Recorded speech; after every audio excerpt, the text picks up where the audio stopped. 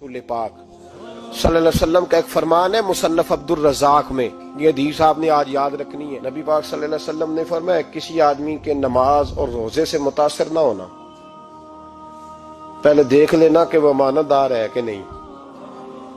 किसी के नमाज रोजे से मुतासिर नहीं होना, पहले देख लेना कि दयानतदार है कि देखना लोगों की जेबों पे कितनी नजरें डालता है। फरमाया बहुत सारे नमाज रोजे वाले धोखेबाजी करते हैं, दयानती न करें, अपने ओहदे का पास रखें, अपने मनसब का ख्याल रखें। ओहदे जिस जगह आप मौजूद हैं आपकी जिम्मेदारी है। मेरे रसूल पाक सल्लल्लाहु अलैहि वसल्लम ने फरमाया हर बंदा तुम में से निगरान है और जो उसकी रियाया है उसके बारे में उसने जवाब देना है। कभी भी बददयानती ना करें। हम लोगों का पहले एतमाद हासिल करते हैं, फिर उस एतमाद को ठेस पहुंचाते हैं। उसका नुकसान पता क्या होता है? दुनिया में सबसे कमजोर शख्स वो होता है जिस पर कोई एतबार नहीं करता। जिसका एतमाद जाया हो जाए वो आदमी बिखर जाता है। कभी भी धोखाधड़ी की पॉलिसी ना बनाए। हम लोगों से मुफादात लेने के लिए अपने रवैये मीठे करते हैं और जब काम निकल जाता है फिर हमारे रवैये बदल जाते हैं। ये धोखा है, ये बददयानती है। इसको अल्लाह रसूल ने पसंद नहीं किया। मेरे नबी पाक अलैहिस्सलाम ने फरमाया जिसमें तीन बातें पाई जाएं वो तो मुनाफिक है। अगरचे उलमा कहते हैं यहाँ मुनाफिक एतकादी मुराद नहीं, मुनाफिक अमली मुराद है, लेकिन हुजूर ने फरमाया मुनाफिक है। या रसूलुल्लाह कौन? फरमाया वो बंदा जब बात करे तो झूठ बोले, जब वादा करे तो मुखालफत करे, जब अमानत रखी जाए तो बददयानती करे। ये तो बंदा मुनाफिक है। हजरत अबू नूर अलैहिर्रहमान ने लिखा है, फरमाते हैं महमूद गजनवी का दौर था तो एक आदमी महमूद गजनवी के पास ना अपना केस लेके आया, मुद्दई बन के आया। उसने कहा बादशाह मेरा केस बड़ा निराला है। बादशाह सलामत ने कहा वो किस तरह?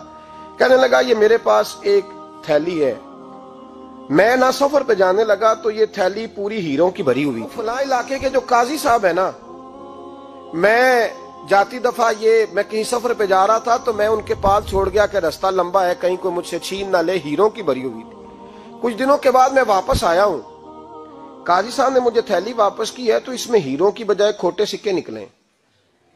अब मैंने काजी साहब से कहा है तो काजी साहब तो मेरे गिरेबान तक आते हैं, वो कहते हैं बता कहीं से फटी है, खुली है?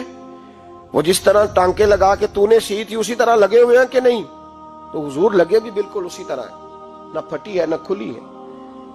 अब मैं लुट गया हूं, मेरी कुल उम्र की कमाई जाया हो गई, खोटे सिक्के कहां और हीरे कहां? तो मेहरबानी करें और आप की बारगाह में अल्लाह रसूल के नाम पर हलफ देता हूं कि मैं हूं बिल्कुल सच्चा। महमूद गजनवी कहने लगे तू जा, थैली छोड़ जा और जब मैं तुझे बुलाऊंगा फिर दोबारा आना। वो शख्स चला गया। महमूद गजनवी उठे, दरबार बर्खास्त किया, लोगों से कहने लगे चले जाओ, मैं 3 दिन के लिए सैर करने जा रहा हूं, 3 दिन के बाद लौटूंगा। अकेले जब रह गए ना महमूद दरबार में तो महबूब ने छुरी मंगाई। वो जिस तख्त पे बैठते थे वहां गद्दा बिछा हुआ था, ये गद्दा पड़ा है ना, वो गद्दा बिछा हुआ था। महमूद ने छुरी के साथ उसको फाड़ डाला और छुरी जेब में रखी निकल गए। कहने लगे मेरे बाद कोई मेरे दरबार वाले इहाते में दाखिल ना हो। महमूद चले गए। अब वो सफाई करने वाला जब आया ना, उसने आके देखा तो गद्दा तो फटा हुआ है। उसने शोर डाल दिया, पहरेदार भी आ गए, फलां साहब भी आ गए, फलां साहब। उसने कहा ओ खुदा के बंदो उसका गद्दा फट गया है, वो तो मार डालेगा। उसने कहा था सिवाय सफाई और निगरानी वाले के दूसरा आए कोई ना, और यहाँ आया भी कोई नहीं। पहले दिन ही फटा हुआ है तो लटका देगा सबको, क्या करें? शोर हो गया, सारे दरबार के मुलाजिमीन इकट्ठे हो गए। एक बंदा बोला, कहने लगा फिक्र ना करो, मैं कैसे बंदे को जानता हूं, इस तरह सिएगा कि जिसने फाड़ा होगा उसे भी पता नहीं चलेगा कहां से फटा था। ऐसा बेहतरीन रफू करेगा कि पता भी। उसने कहा यार हम सारे एक महीने की तनख्वाह देते हैं, तू बंदा बुला। वो बुला लिया उसको, उसका नाम मोहम्मद रफूगर था। वो आया, उसको गद्दा दिखाया, उसका यार इस तरह सीना पता ना चले। उसने कहा फिक्र ही ना करो, मैं बड़ा कारीगर हूं। बड़े बड़े कारीगर लोग नहीं हमारे मुल्क में पाए जाते, कोई निशान छोड़ते हैं पीछे? बड़े कारीगर का पैसे होने चाहिए, बड़े बड़े कारीगर बंदे। आप यकीन करें ऐसा ऐसा फलसफा, ये उम्रा इबादत है ना, सरकार दो आलम सल्लल्लाहु अलैहि वसल्लम की बारगाह की हाजिरी बड़ी नेमत है ना। तो सऊदी गवर्नमेंट ने पाबंदी लगा दी, खैर उनकी भी ज्यादती है। इस तरह की पाबंदियां शरीयत इस्लामिया में जायज नहीं। अल्लाह के घर मुसलमान जब चाहे जा सकता है, लेकिन वो कहते हैं जी 2000 रियाल दे जिसने 2 साल बाद भी आना है। उन्होंने पाबंदी लगाई तो हमारे एजेंटों ने भी कई खास ट्रेनिंग हासिल की हुई है, पता नहीं कहां से सीख के आए, उन्होंने भी रास्ता निकाल लिया। ایک صاحب سے میں نے کہا کہ جناب وہ 2000 ریال لگ گیا تو کیا کرنا ہے؟ کہنے کوئی مسئلہ نہیں، پاسپورٹ نواں بنوا لو، گنجائش ہے، یعنی ہر شے کا حل ہے۔ اور میں نے کہا یار اب عمرہ کرنے جاتے وقت بھی بندہ دھوکہ دے کے جائے، اللہ کے گھر جاتے وقت بھی اس طرح کی حرکت کرے، کیا حال ہو گیا؟ ہر چیز کا لوگوں نے حل نکال لیا، ہر چیز کا لوگوں نے سٹائل بنا لی۔ ایسا نہ کریں، یہ درست نہیں۔ احمد رفوگر کہنے لگا اس طرح سیوں گا کہ پھاڑنے والے کو بھی پتہ نہیں۔ ان کا پیسے لے یار تو سی دے۔ اس نے سی دی، اگلے شام ہی لا کے بچھا دیا گدا۔ تیسرے دن بادشاہ سلامت آئے، آ کے پہلی نظر گدے پہ ڈالی، اس نے بلایا سب ملازمین کو، کہا کس نے سیا ہے؟ کہا جناب کیا ہوا؟ کہا یہ پھٹا ہوا تھا۔ کس نے؟ کہا نہیں پھٹا ہی نہیں۔ وہ کہنے لگے بنو بات، میں خود پھاڑ کے گیا تھا، تو بتاؤ صحیح سیا کس نے ہے؟ کہا جناب آپ پھاڑ کے گئے تھے تو بتایا کیوں نہیں؟ فرمانے لگے اسی لیے تو بتایا نہیں تھا کہ تم خود تحقیق کر لو، بلاؤ بتاؤ سیا کس نے۔ تو بلا لیا، احمد رفوگر آ گیا۔ اس کو جب بلا کے سامنے بادشاہ کھڑا کیا، کہا بھئی تو نے سیا ہے؟ کہنے لگا حضور آپ کے سارے ملازم کٹھے ہو کے آئے تھے، میری غلطی کوئی نہیں۔ کہا نہیں یار تو بڑا کاریگر ہے، میں نے اپنے ہاتھ سے پھاڑا تھا پر مجھے بھی نہیں پتا چل رہا کہاں سے پھٹا تھا۔ اچھا یہ بتا یہ تھیلی جو ہے یہ بھی تو نے سی تھی؟ اس نے کہا جی آپ کے خادم کا ہی کارنامہ ہے، وہ فلانے علاقے کے قاضی صاحب آئے تھے، اس میں سے ہیرے نکال کے تو کھوٹے سکے بھرے تھے، تو مجھے بھی تھوڑا سا حصہ ملا تھا۔ محمود نے سارے گواہ بھی اکٹھے کر لیے، ثبوت بھی اکٹھے کر لیے۔ پھر قاضی کو بلایا، پہلے سارے ثبوت اور گواہ کیس حل کر لیا۔ پھر ہمارے ہاں یہ حال ہوتا ہے کہ مدعی 2-3 ہفتے کے بعد خود ہی ہاتھ باندھ جاتا ہے، کہنا تسی میری جان چھڈو، مجرم پھڑو پاوے نہ پڑھو۔ وہ کہتا ہے مجھے معافی دو، میں رہا۔ ظلم ہے نا، ظلم زیادتی ہے کہ جو بیچارہ اتنے سوال مجرم سے نہیں ہوتے جتنے مدعی سے ہوتے ہیں۔ آپ یقین کریں اتنے سوالات ہوتے، بیچارہ ہف جاتا ہے۔ یہ طریقہ درست تو نہیں ہے کہ لٹ گیا اور دوسرا طرح طرح کے سوالوں کے جواب دیتا پھرے بیچارہ۔ سارے ثبوت اکٹھے کر کے قاضی صاحب کو بلایا، تنہائی میں لے جا کے محمود غزنوی نے کہا قاضی صاحب آپ سے غلطی ہو گئی، غریب آدمی تھا، وہ لٹ گیا ہے، اس نے تو بڑی مشکل سے کچھ ہیرے جمع کیے تھے اور اس کی کل کائنات تھی، تو آپ اس کا مال اسے دے دیں، بات ختم۔ قاضی صاحب کہنے لگے آپ مجھ پہ الزام لگا رہے ہیں، سوال ہی نہیں پیدا ہوتا، آپ میری داڑھی دیکھیں، آپ میرا اعزاز دیکھیں، دنیا جانتی ہے میں اس کا۔ قاضی صاحب انسان بھول ہی جاتا ہے، بندہ بھول جاتا ہے، غلطی ہوگی، مال نے کہا نہیں سب، کہا میں تنہائی میں پوچھ رہا ہوں، میں اس وقت پوچھ رہا ہوں جب دوسرا موجود کوئی نہیں، آج توبہ کر لے، میں کچھ نہیں کہوں گا، تو میری زبان پہ اعتبار کر، تجھے پتا ہے میں جو کہتا ہوں اس پہ عمل بھی کرتا ہوں، باز آ جا۔ پر قاضی نے کہا نہیں میری غلطی کوئی نہیں۔ محمود نے پھر بڑے دربار میں بلا لیا، مجمع عام میں۔ مہلت کے دنوں میں جو توبہ کر لے وہ بچ جاتے ہیں، لیکن لوگ رسوائیوں کے دنوں میں پھر واپس لوٹتے ہیں اگلا گھر دیکھ کے، پھر حالات اور طرح کے ہو چکے ہوتے ہیں۔ جب بڑے دربار میں قاضی کو بلایا، بھائی تو مانتا ہے کہ نہیں؟ اس نے کہا نہیں، تو کہا بلاؤ احمد رفوگر کو۔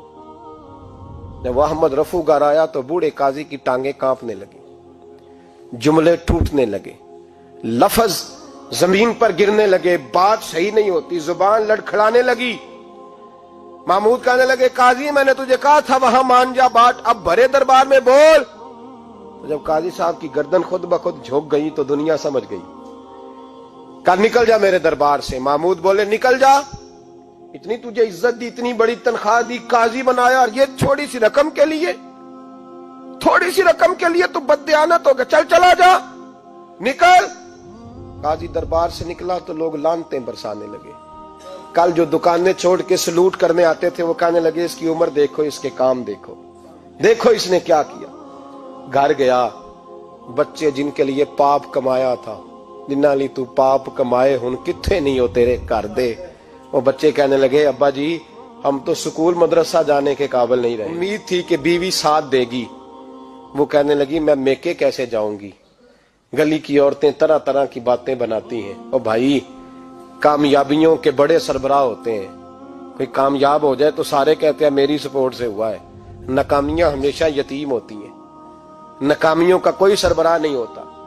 جب تک تو قاضی تھا تو بڑے بات تھی، ہر بندہ کہتا تھا رشتہ دار ہے، رسوائی ہو گئی تو وہ تیری آنکھ ہو یا سنگ ملامت کی چبھن، کون پہنچا ہے میرے درد کی گہرائی تک، دور شہرت میں تو یاروں نے کیا یاد بہت، ساتھ آیا نہ کوئی کوچے رسوائی تک۔ اور میاں صاحب کہنے لگے ساری عمر ہی آٹا گد ہے، میں لکھاں کیتے نہیں پیڑے، اب وقت آیا ہی تے محمد بخشا کوئی نہیں ہوں بیٹھا نیڑے، حالات ہی بدل گئے۔